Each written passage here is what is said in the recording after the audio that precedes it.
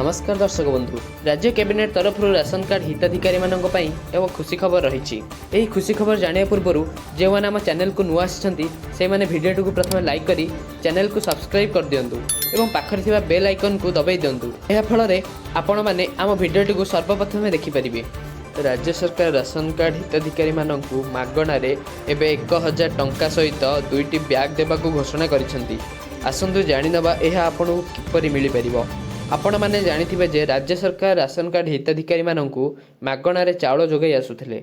वर्तमान एवं राज्य सरकार निर्वाचन को दृष्टि रखी पुणी थे राशन कार्ड हिताधिकारी खुशी खबर आनिछंती, जहाँकि वर्तमान एवं राज्य सरकार प्रति राशन कार्ड हिताधिकारी 1000 टंका एवं 2टी छोट बैग मिलिबो बोली राज्य कैबिनेट आज बिल पास होईछि। जदि आपण खाद्य सुरक्षा योजन सामिल अछंती तेबे आपण ही योजनार लाभ उठाई पारिबे।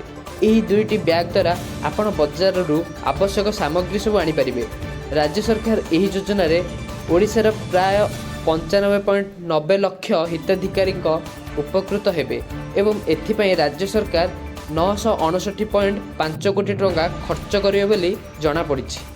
समस्त हिताधिकारी परिवार को सेमानक सुगम जीविका निर्वाह निमंते 2टी लेखाएं झोट तैयारी बैग एवं 1000 टंका सहायता राशि प्रदान करने निष्पत्ति नियाଯାଇଛି। राज्य सरकार को यही निष्पत्ति खाद्य सुरक्षा योजना अधीन थिबा समस्त हिताधिकारी परिवार दैनंदिन जीवन में व्यवहृत होउथिबा सामग्री को नेबा आनिबा तथा बजार में दरदाम वृद्धि समय अत्यावश्यक सामग्री क्रय करिबारे सहायता करिबा। 2टी बैग एवं 1000 टंका प्रत्येक हिताधिकारी परिवार को दिया जाय निष्पत्ति नियाଯାଇଛି। प्राय एथिरे आमर ओडिशा सरकार राज्यर प्राय 95.90 लाख हिताधिकारी उपकृत हेबे एवं एथिपाई